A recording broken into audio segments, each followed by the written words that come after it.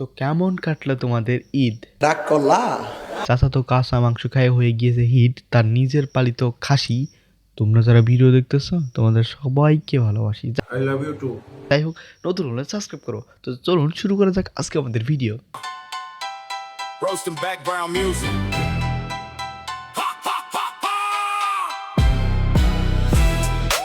Camera চলো। Sorry guys, আপনারা যারা কুরবানি গরুর সাথে এবার ড্যান্স করেন নাই, যারা মাংস খায় হজম করে এবার পায়খানি ফেলে দিয়েছেন, তাদের কুরবানি তো হয় নাই।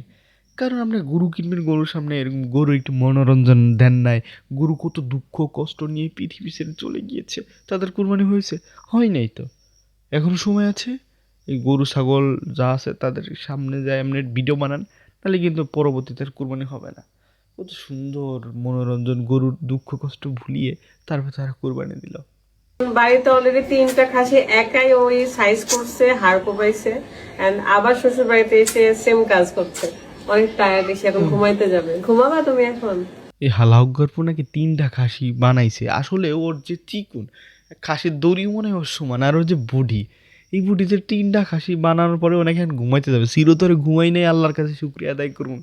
ঈদের দাওয়াত দিলাম মাঙ্গো বাড়ি নামাজ পয়রা এসা পড়ো।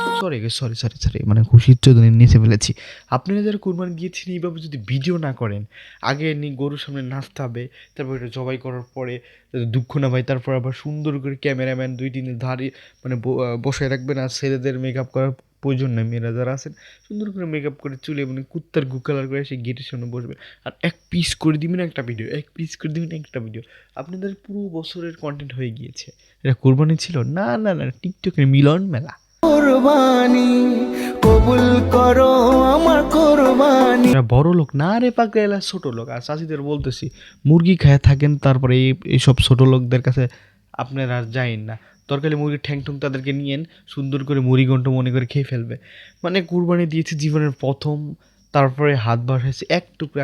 আমি ভুল হয়েছে, আপনারা এক টুকরা দেন, বাট ভিডিও করার কি দরকার? মানে কি বুঝাইতে চাচ্ছেন?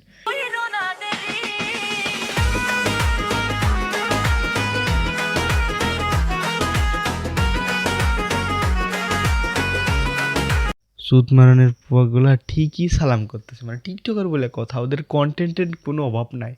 তো এসে দৌড় পাই এসে সালাম করিছে, হয়তো ওর ভাবসান হবে হয়তো নাকি স্বামী। ওর স্বামী তো ডবল টাইমিং করতে গিয়ে ধরা কিলকুতো খেয়ে মানে বিয়ে টিয়ে করেছে, যেখানে পর্দা করা ফরজ বলে কোনো মাথা ব্যথা নাই। সালামই করতে হবে, সালাম দিতে হবে, কন্টেন্ট। আসলে একের যে কী কব, কিছুই কব না, যা ইচ্ছা করুক, ওরা এমন করতে থাকুক, আমি ভিডিও বানাইতে থাকি। ওই কিরে,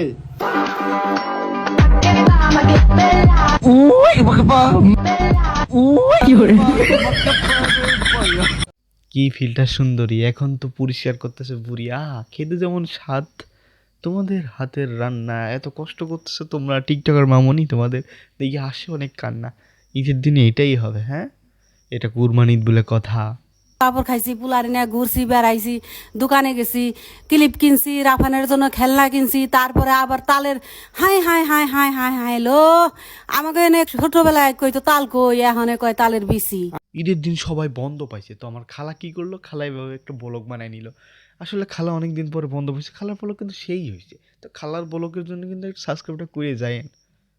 মাঙ্গো বাড়ি নামাজ পয়রা এসা পড়ো এসো কইরো না দেরি। হঠাৎ করে ভাবলেন যে এই ভিডিওটা কই থেকে আসলো? আসলে এটা হলো পার্সোনাল ব্যক্তিগত বিষয়।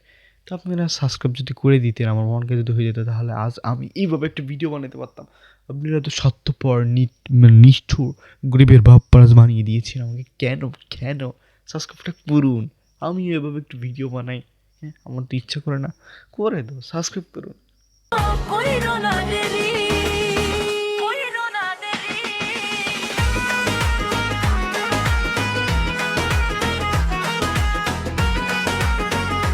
কি অস্থির ছিল নাচ, টাকা করেছিলাম ভাস, পিছনে গুজিয়ে বাড়ির দিকে রওনা দিলাম, আর মনে মনে এগুলাই বলতেছিলাম।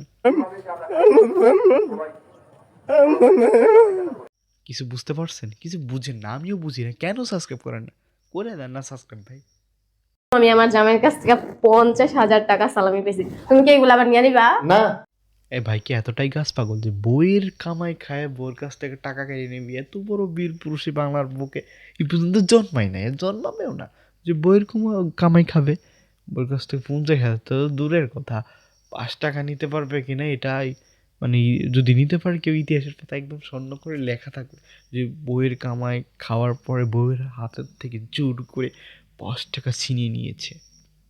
তবে আপনার হচ্ছে আমার মন ছিনিয়ে নিতে পারে, কিন্তু চেহারা কালা, পড়ছে অনেক জ্বালা, মাথায় পড়তেছে টাক। কিছু বলবো না, এখানেই থাক। যাওয়ার আগে একটা কথা বলি, সাবস্ক্রাইব করুন।